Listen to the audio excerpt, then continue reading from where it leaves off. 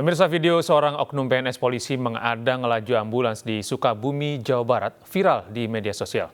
Meski pelaku telah meminta maaf, pihak kepolisian akan memberikan sanksi disiplin kepada pelaku.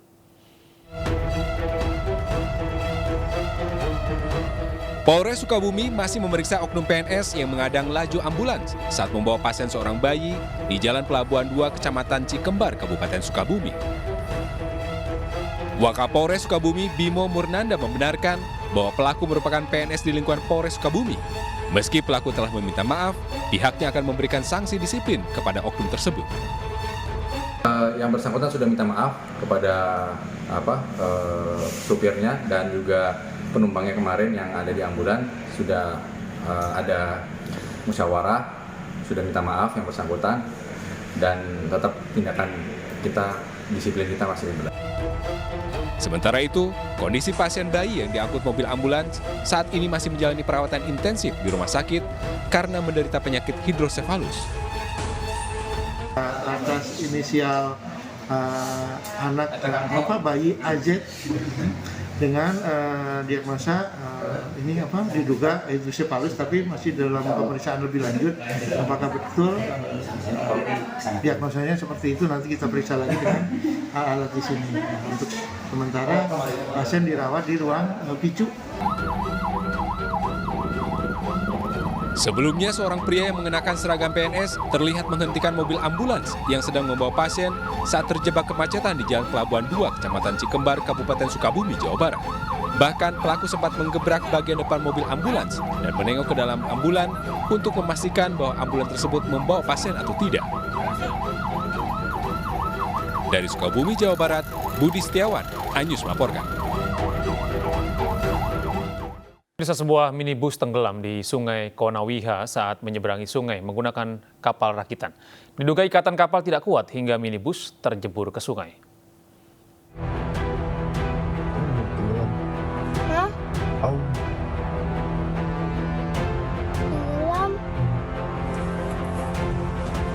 Sebuah minibus di Desa Tabanggele, Kabupaten Konawe, Sulawesi Tenggara tenggelam ke dalam Sungai Konaweha. Mobil ditumpangi 4 orang, satu diantaranya bayi berusia 7 bulan. Peristiwa bermula saat minibus menyeberangi sungai dengan mengikatkan bagian belakang mobil pada kapal rakitan atau pincara. Diduga ikatan itu tidak kuat hingga mobil terperosok ke dalam sungai saat hendak mendarat di seberang. Seluruh penumpang selamat karena sempat melompat keluar mobil sesaat sebelum mobil terseret arus sungai. Terus kami ini langsung segera untuk menolong, mencari tali. Cuma karena sudah terlanjur lepas talinya di situ, akhirnya sudah tidak bisa maju kembali lagi rakit itu. Akhirnya kami panik, akhirnya mobil sudah tidak bisa diselamatkan karena arus, akhirnya jatuh. Di penyeberangan Pincara dari Desa Bebonoha, Kecamatan Bondoala, menyeberang ke Desa Tabanggele, Kecamatan Anggulumare. Mobil jenis Hilux DT 1984 yang dikendarai oleh saudara Suwardi. Petugas telah mengevakuasi mobil minibus dan menunggu pemilik untuk mengambil mobil itu. Dari Kabupaten Konawe, Sulawesi Tenggara, Febriono Tameng, iNews melaporkan. Sepeda motor dengan kecepatan tinggi menabrak bus di Lumajang, Jawa Timur. Akibat peristiwa ini, pemotor luka parah di bagian kepala.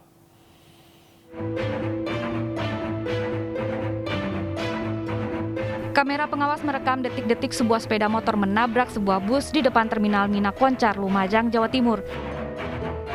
Pemotor melaju dengan kecepatan tinggi dari arah selatan, menghantam bagian belakang bus yang berbelok menuju terminal. Akibat kerasnya benturan, pengemudi sepeda motor Irfan Effendi, warga Desa Grobokan, luka parah di bagian kepala. Sampai saat ini kami sudah melakukan pemeriksaan yang mana diduga awal terjadi kelalaian salah satu dari kendaraan, masih tahapan pemeriksaan. Kondisi korban saat ini masih dalam penanganan medis.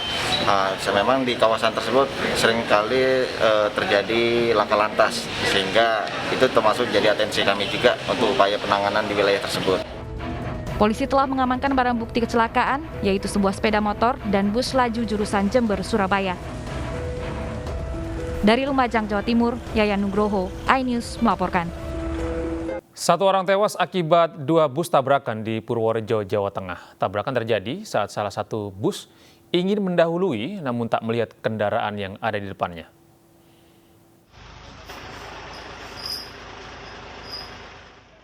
Kecelakaan antara dua bus terjadi di Jalan Purworejo, Yogyakarta, kilometer 11 pada Kamis sore. Akibatnya, sopir bus Murni Jaya, Slamet Heru Subagio tewas di lokasi kejadian. Bus Murni Jaya melaju dari arah Yogyakarta menuju Purworejo dengan kecepatan sedang. Sesampainya di lokasi, bus hendak mendahului kendaraan lain yang melaju searah di depan truk tronton. Namun saat melewati marka jalan, bus Murni Jaya bertabrakan dengan bus efisiensi. Tadi bis Murni itu salib dari kanan, dari depan itu ada lawan bis juga. Itu yang ngerem juga nggak sempat kan, saya juga ngerem, mobil saya juga kena itu. Berarti yang Murni Jaya itu ngebut ya tadinya? Iya. Menyelip ya? Iya. Sementara tadi yang bis Murni Jaya kosong. Kemudian dari sini tadi ada beberapa, ya, namun untuk korban tidak apa-apa, hanya kena pecahan kaca saja.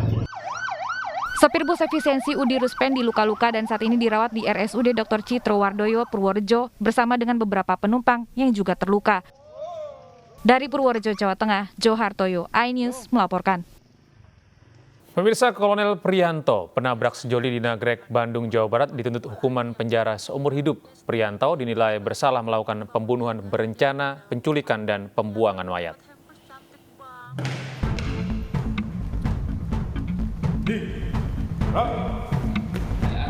Oknum TNI penabrak sejoli di Nagrek, Bandung, Jawa Barat dituntut hukuman penjara seumur hidup.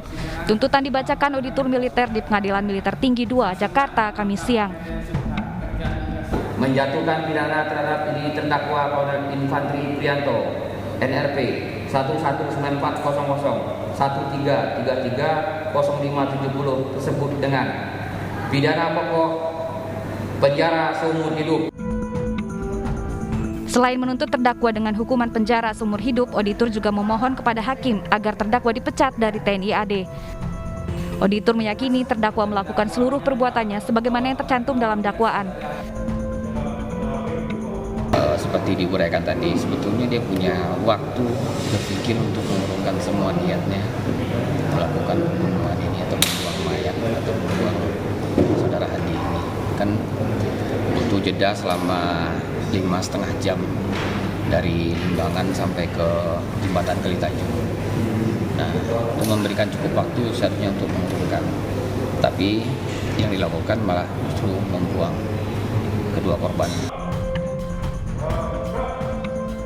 Auditor juga menilai terdakwa seharusnya masih memiliki kesempatan untuk menyelamatkan nyawa kedua korban usai kecelakaan. Dari Jakarta, Tim Liputan iNews melaporkan. Tabrakan mobil dengan kereta api di perlintasan kereta Rawageni, Depok berbuntut panjang. PT KAI akan menuntut sopir minibus karena kecerobohan yang menyebabkan gangguan perjalanan kereta api.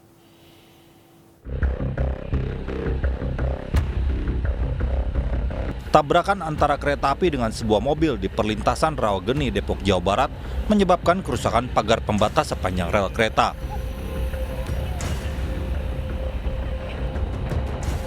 Agar kejadian serupa tak terulang lagi, PT KAI menutup perlintasan kereta api Rawageni. Bukan itu saja, PT KAI juga akan menuntut sopir mobil karena tidak mendahulukan perjalanan kereta api sehingga menyebabkan terjadinya gangguan perjalanan dan rusaknya sarana. Sementara itu, sopir minibus Ahmad Yasin membantah tuduhan dan mengaku tidak bersalah. Yasin melintas karena pintu perlintasan terbuka. Nggak ada palang pintu yang turun. Saya tuh udah sempat lewat beberapa meter gitu kan. Saya putar balik karena mengikuti arah map kan. Begitu saya balik, ya kan palang pintu tuh memang terbuka. Kecelakaan pada Rabu pagi menyebabkan kerusakan fasilitas kereta api dan gangguan perjalanan kereta api Bogor-Jakarta. Akibatnya sejumlah penumpang terlantar. Dari Depok, Jawa Barat, Yung Rizky, iNews melaporkan. Seorang kuli bangunan di Padalarang, Jawa Barat tewas tersengat aliran listrik saat bekerja di proyek bangunan rumah. 2 lainnya kritis.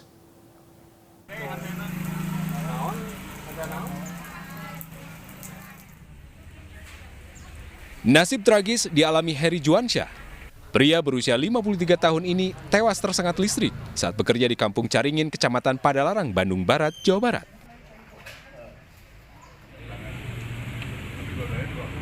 Saat diidentifikasi tim Inafis Polres Cimahi, korban yang berprofesi kuli bangunan ini mengalami luka di bagian kepala. Korban tertimpa rangka besi setelah tersengat aliran listrik. Sementara 2 rekan korban lainnya yang juga ikut tersengat aliran listrik, kondisinya kritis dan sudah dalam penanganan tim medis. Menurut keterangan saksi, saat kejadian, ketiga korban sedang bekerja di proyek bangunan rumah berlantai 3. Saat ketiganya akan memasang rangka besi, ternyata rangka besi menempel ke kabel aliran listrik. Ketiganya pun langsung tersengat listrik. Korban 3 orang, yang 1 meninggal, 2 dibawa ke rumah sakit Kawawian. Kenapa itu, Kang? Penyebabnya pegang setrum. Angkat awareness kena listrik.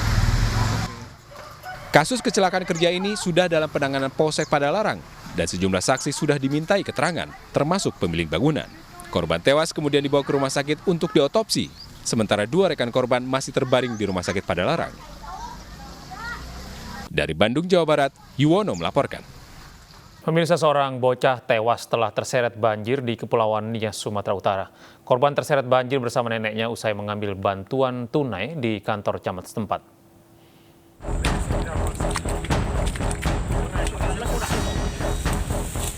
Tim SAR gabungan menemukan bocah yang hilang terseret banjir di Nias, Sumatera Utara. Bocah ditemukan telungkup di tepi sungai berlumpur dalam keadaan tak bernyawa. Bocah 4 tahun ini sebelumnya dikabarkan hilang bersama neneknya usai mengambil bantuan tunai di kantor camat setempat. Sementara nenek korban belum ditemukan lantaran terkendala cuaca.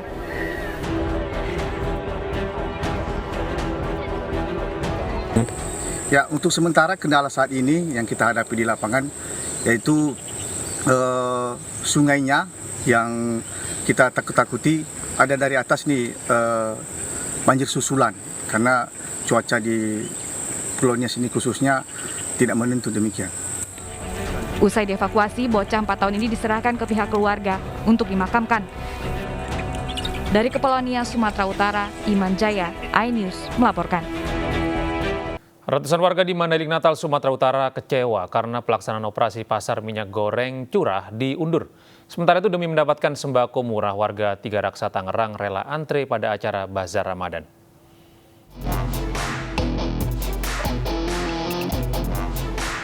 Akibat operasi pasar minyak goreng curah diundur, warga di Kecamatan Siabu, Mandailing Natal, Sumatera Utara kecewa. Warga kecewa karena sudah antri dari subuh untuk mendapat minyak goreng curah. Namun operasi pasar murah diundur akibat truk pengangkut minyak tak kunjung tiba. Akhirnya warga mengantrikan jerigen mereka di depan kantor kecamatan agar nantinya bisa mendapat jatah minyak goreng curah. Diumumkan di kampung itu. Nah, tiba-tiba? Nggak tahu lah, Pak. Belum datang ya? Iya. Ini mau kemana ini? Pulang dulu lah. Dari kemarin sore, jam 3 sore udah berangkat dari Medan, cuman ekspedisinya katanya yang baru. Pihak kecamatan belum dapat memastikan kapan kembali menjadwalkan pelaksanaan operasi pasar minyak goreng murah. Namun berjanji operasi pasar tetap dilaksanakan jika mobil tangki tiba di lokasi. Dari Mandailing Natal, Sumatera Utara, Ahmad Hussein Lubis, iNews melaporkan.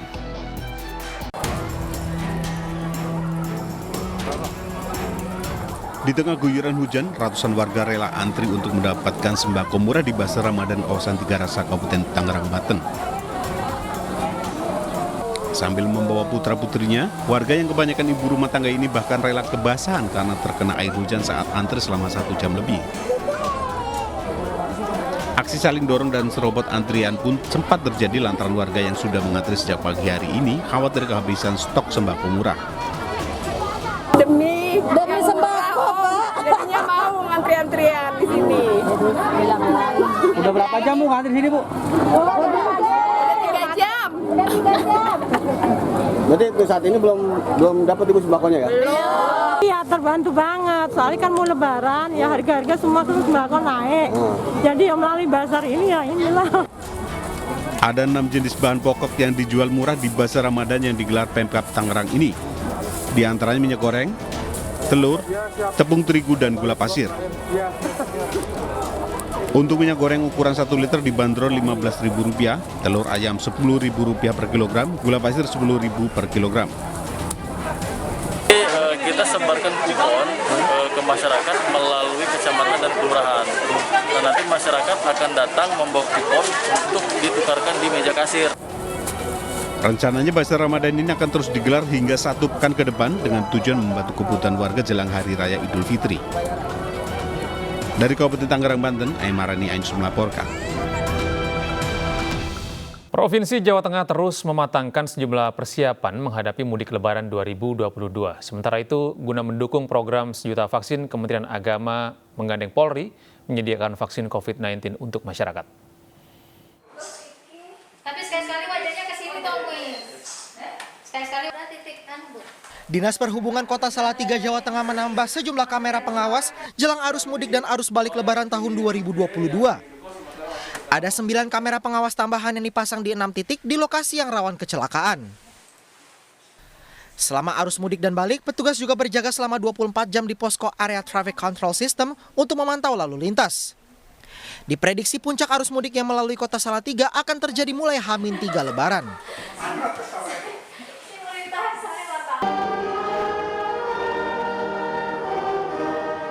Sementara itu, Gubernur Jawa Tengah Ganjar Pranowo menyatakan jajarannya telah siap menghadapi lonjakan pemudik dan libur Lebaran nanti. Hal ini diungkap Ganjar usai menghadiri acara Hari Kartini 2022 di Magelang, Jawa Tengah pada Kamis siang. Ganjar juga kembali mengingatkan kewajiban vaksinasi booster bagi para pemudik serta penggunaan masker bagi pengunjung di tempat-tempat wisata. Pusat, maka insya Allah ya kita lebih siap. Hanya kita minta saja nanti kalau piknik kondisinya apapun, 1 pengelola wajib mengontrol, 2 pengunjung wajib pakai masker, gitu. Ya siap nggak siap kan harus siap. Hanya kayaknya besok akan terjadi ledakan yang cukup tinggi ya, cukup tinggi.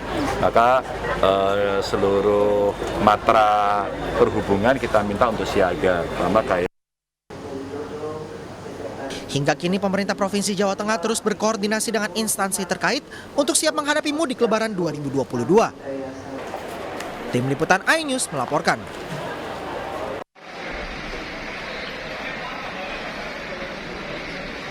Upaya percepatan vaksin di Sidoarjo, Jawa Timur terus digenjot. 10.000 dosis vaksin disediakan khusus untuk mendukung program sejuta vaksin yang digelar pihak Kementerian Agama bekerjasama dengan Polri. Untuk memenuhi target 10.000 dosis vaksin, Satgas Covid Sidoarjo melalui tim vaksin Polresta Sidoarjo kini menyasar seluruh wilayah di pinggiran kota Sidoarjo dengan merangkul sejumlah komunitas dan organisasi keagamaan.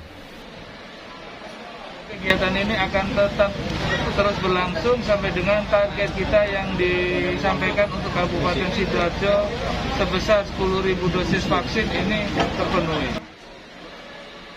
Program sejuta vaksin akan digelar selama 5 hari ke depan.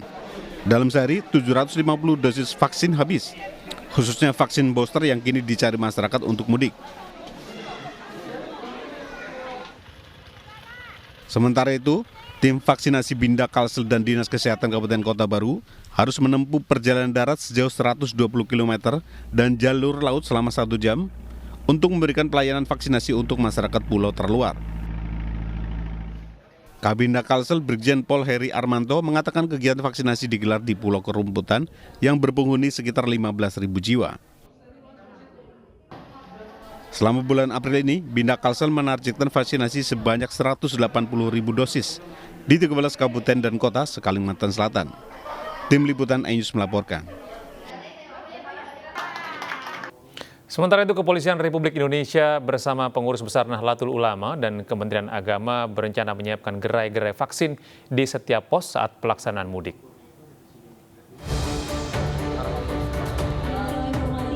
Program vaksinasi booster bersama dari Kepolisian, PBNU, dan Kemenak ini mentargetkan angka 1 juta. Namun hingga hari Kamis, vaksinasi booster telah melebihi target di angka 1,3 juta orang.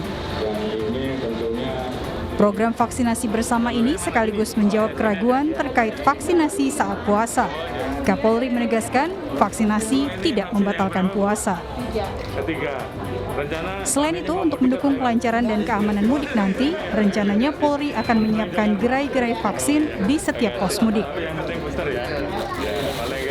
Pemerintah memutuskan untuk tahun ini bisa dilaksanakan mudik. Kita menghimbau kepada seluruh masyarakat yang belum melaksanakan vaksin booster untuk segera melaksanakan Jadi yang sudah vaksin kedua lebih dari 3 bulan bisa melaksanakan kegiatan vaksin booster.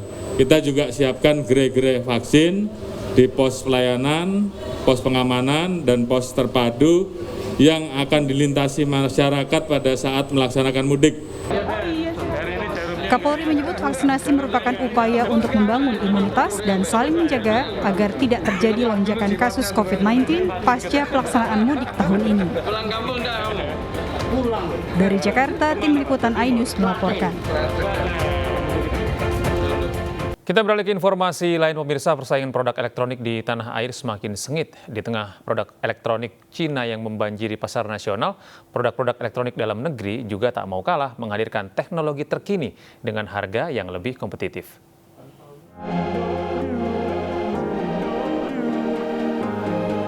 Produsen elektronik nasional Polytron berkomitmen memenuhi kebutuhan pasar dengan produk-produk inovatif. Produk-produk tersebut ditujukan untuk dapat memenuhi kebutuhan sekaligus mendukung gaya hidup konsumen.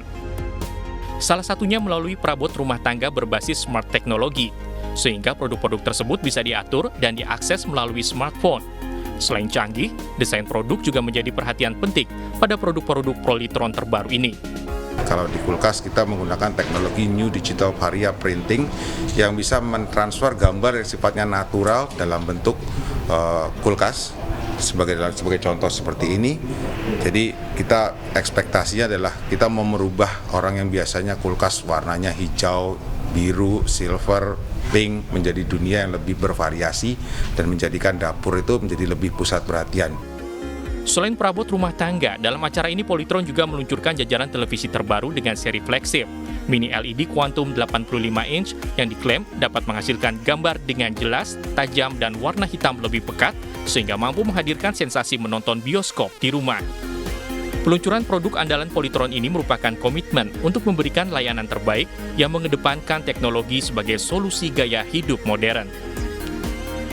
Dari Jakarta, Nastasya Frina, Edi Nugroho, iNews melaporkan.